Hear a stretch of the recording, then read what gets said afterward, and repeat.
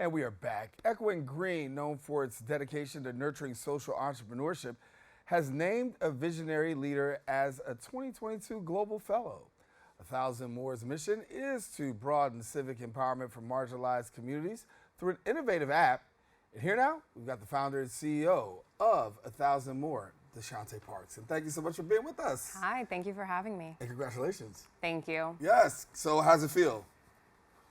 Amazing. I built this tool, but it really means nothing. It does nothing if people don't use it. So anytime people are enthusiastic about sharing the work, it just means the world to me. And I'm super excited to get it into more people's hands. So let's talk about the work for a minute. You have an app, right? Yes. And it really helps people in terms of awareness, connectivity, and politics. Yeah, so what we do is we provide a tracker of all the bills that are coming up for a vote in Congress. And we write everything at a third grade level because 54% of American adults read below a sixth grade level. So believe it or not, there was no tool before this that made it really easy to see every bill that your federal elected officials were going to vote on in a way that is not only digestible to the average person. We always say you don't need a law degree to use 1,000 More, but also there's tools to take action. So we're nonpartisan. Whether you're for or against, you get the same options. You can call, email, or tweet your elected official. There's a little script in case you're nervous about what to say. And you can also donate to an organization that's advocating for or against the bill, because when we crowdfund our dollars, we're bigger than the big lobby. When we talk about the audience, I think it's something not to gloss over. You said about 54% of people really are not even reading at sixth grade level, right? Yeah. So that means a lot of information to really make plain to people. As you get this information out, what is the response of people? Because we know some people are politically engaged, some people are not really politically engaged until we get to presidential elections. Exactly. So people are always surprised at how easy it really is. And part of the reason why the literacy rate is so low is because in America, there's a lot of people who English is not their first language. So you can read 1,000 More in over 100 languages, and that's super important to say. But then in terms of what you said about people typically being engaged during presidential election seasons, that's true. And what we're trying to do is capture that energy and then make it easy for people to consistently stay engaged through legislative sessions. So you shouldn't only be checking in with your elected officials every 2 to 4 years. You should have a tool, a mechanism where you can see everything that they're working on throughout the year. You can let them know what you want them to do on each bill. And that way, when it's time to either re-elect them or choose the other candidate, you can hold them accountable. Excuse me, you have marginalized communities who are out there, right? And that is one of the huge things they say, are accountability. There is no accountability sometimes in these communities. They're taken for granted, things of that nature. To have the opportunity to actually see what's coming across the plate, right? To know, and then also to actively engage. Talk to me about how much of a difference maker that is in the life of somebody who's in the marginalized community, to have access to information, then actually know what to do with it, right? Yeah, so in 2 ways. In real time, I see people. One of the things that I like to do is spend my time on social media connecting with people who are saying, this bill is about to move, it's gonna impact me, I feel so helpless. And I'm like, you don't have to. Here's a link to read a little bit about the bill, decide how you feel about it, and contact your elected official, again, with that script in case you're nervous about what to say.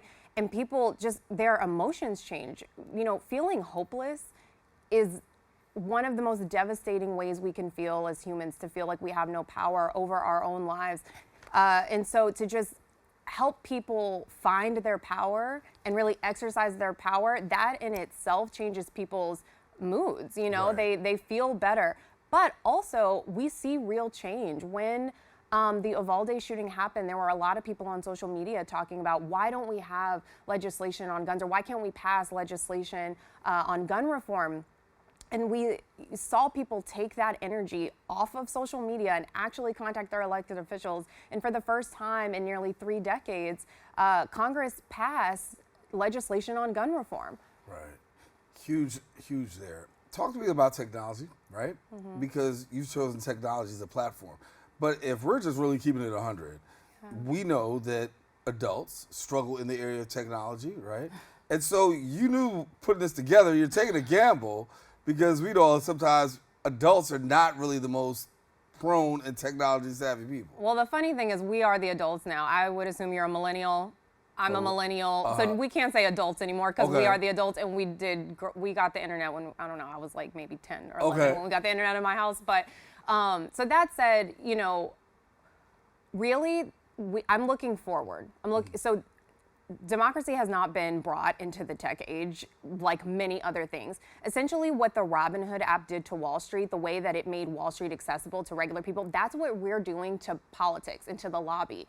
When regular people crowdfund our dollars, in America, we spend about $5 billion a year crowdfunding, and like the lobby spends about $3.5 billion a year. So we outspend them. And so when we crowdfund our dollars, we can really tip the scales. And in terms of people being able to use the technology, it's very user friendly. And I would say at this point, most people, even my mom, can use this. Now, my grandma, I showed it to her. She said, I don't know what I'm looking at. Right. But my mom she wouldn't want me to say her age. Right. But she can use it. And so she's very comfortable. She's very comfortable using it and doing what she does. Talk to me about misinformation, because that's huge, right? There's a lot of misinformation that goes out there. How do you do a good job of disseminating what is and what is not? We hear a lot, we see a lot. Social media, you know the drill. Yeah, exactly. So number one, people need access to information that they trust. 1000 More at its foundation is a journalistic tool. I have a degree in journalism. The people who work on my team who do the content she has a degree in journalism.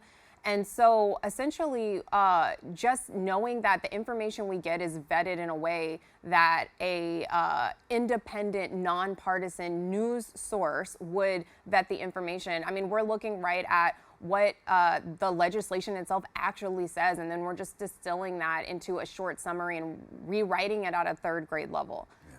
For yourself, why did you decide to do this?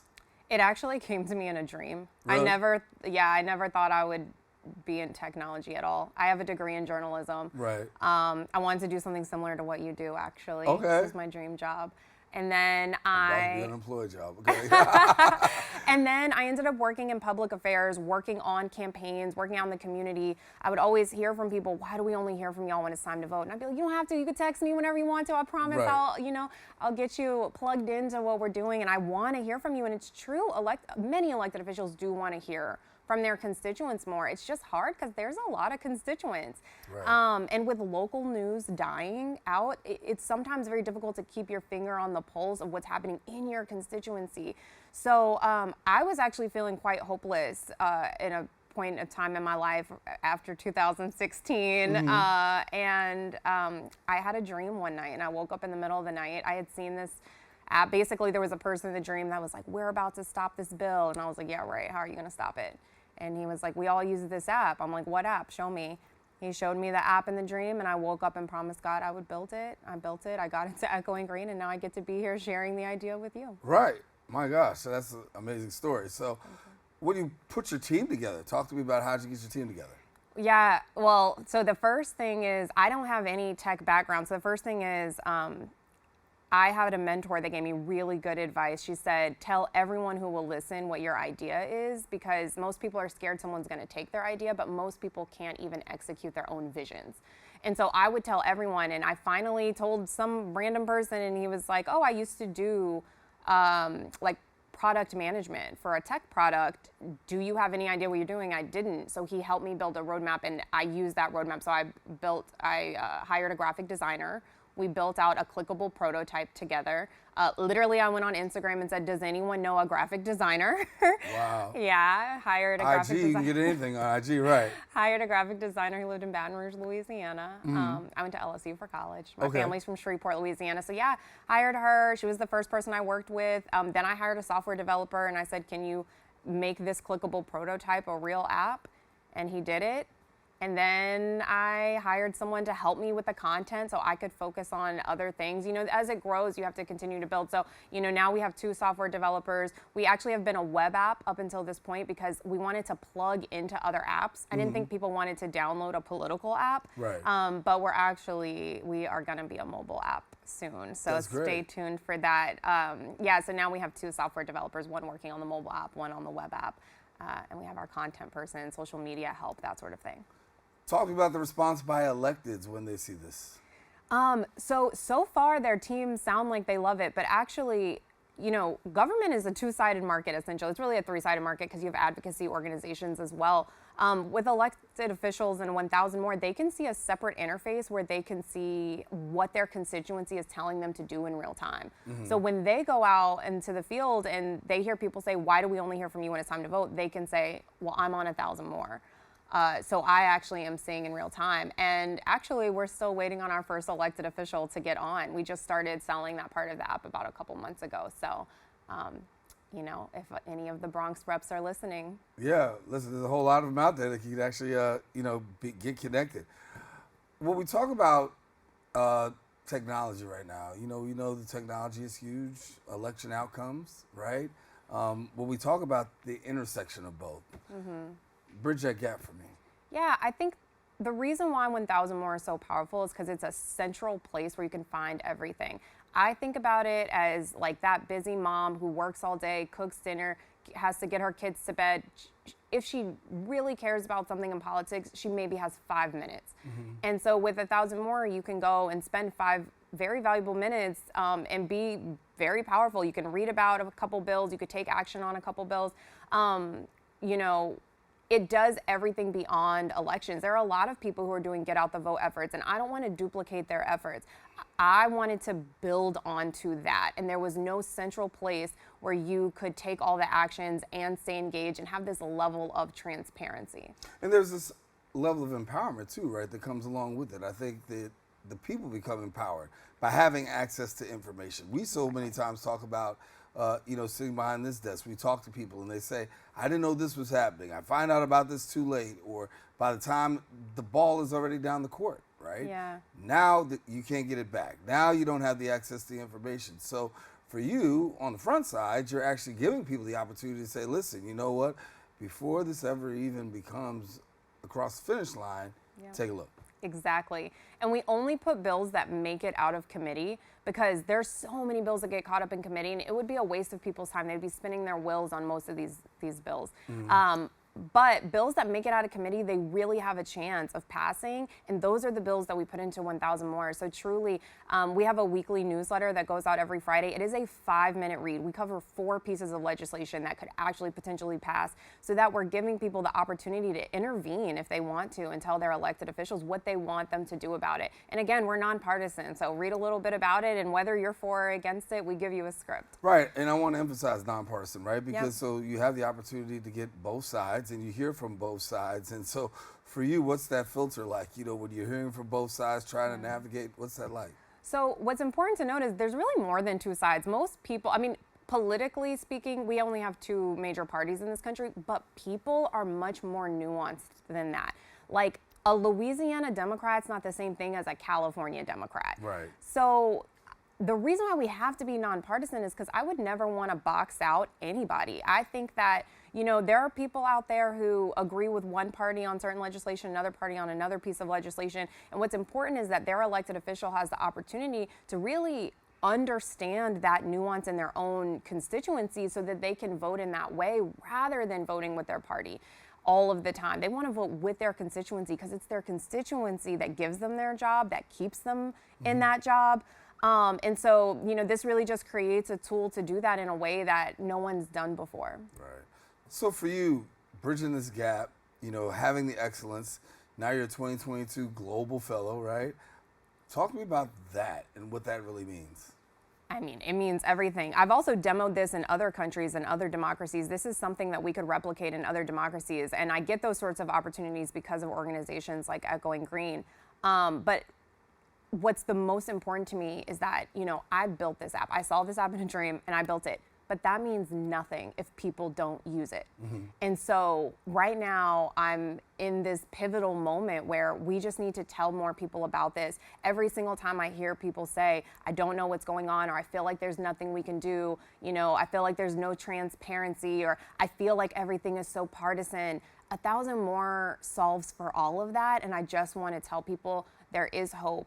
And if they get on this app and they stay informed and they continue to stay connected to their elected officials, and we make that as easy as possible, because I know it's a whole nother job and not everyone can dedicate their lives to working in politics like I did. Right. And so, you know, I want them to understand, though, that if we adopt this model, this is a new model of democracy. This is really going to revolutionize the way this democracy works. And so any opportunity I have to tell people to get on and to share it with friends is super important to me. And I think for a certain segment of people, there is this breakdown, if you will, of making it just plain, accessible, right? And making you want to be a part. Yeah. Because there's so many people who feel disconnected, disenfranchised, right? And for yourself, who's had a political career in terms of the work that you've done in politics, talk to us about, you know, just that choice of why you decided politics. Yeah, so I always wanted to work in civic engagement, even though I didn't know what that meant. Right. So growing up, like, we were on food stamps at times, lived in Section 8 housing at times, and like, there are certain laws that govern food stamps. I don't know if people know this. So like, when I was in college at LSU, they passed a law that we couldn't buy crawfish with food stamps. No. And we used to be able to do that. And so, you know, it's moments like that. And when I was little, there was a time when they tried to say you couldn't buy junk food with food stamps, so you couldn't get like Oreos. And I was like, I want Oreos. And the way to get that is obviously for me to be the president and change this law. But as I got a little bit older, when I was like a teenager, I was like, no, you know, I want to deliver political news to people in a way, like people from my community. I wanted it to come on BET right after 106 in Park. I was like, if I could just spend 5 minutes telling people what bills are coming up for a vote that's gonna really impact us, I can do it in a way that will get them engaged and get them active. And so I knew that I wanted to just work in the space of getting people information and influencing them to take action or empowering them to take action. And then as I did the work, I realized it's really not that easy. There weren't great places for people to get transparent news in a way without all of the fluff. Like, just straight up, what is the bill about? Right. Give it to me in a paragraph. Like, no jargon, no legal language, just give it to me straight. And there was no real easy tool to take action on this stuff. Especially that crowdfunding piece, which I do think is really important, whether people want to use it or not, because it's not just about the money, and this is free to constituents, and it always will be. So, you know, I ended up building this tool because I wanted to do civic engagement specifically, and I always knew I wanted to do that because I just understand that politics impacts our lives, and people from where I'm from don't always make that connection. Right. Well, Deshante, we got to leave it here. And I want people to know you can get connected. 1000more.org, that's the website, right? Yep. What else do you want them to know? Well, first 100, because people do get confused with that. So yeah, the numbers. But I just want people to know that, you know, there is hope, and though it takes some time, we can start now. And there's so much energy that truly I know that if you start to get engaged and you tell your friends, you tell your family, that we will see this country turning toward actually answering to the people, because I understand that right now it doesn't. It doesn't. All right, Deshante Parks, thank you so much for being with us. Thank you for having me. All righty. Listen, we're taking a quick break, and guess what? We'll be back with more right after this.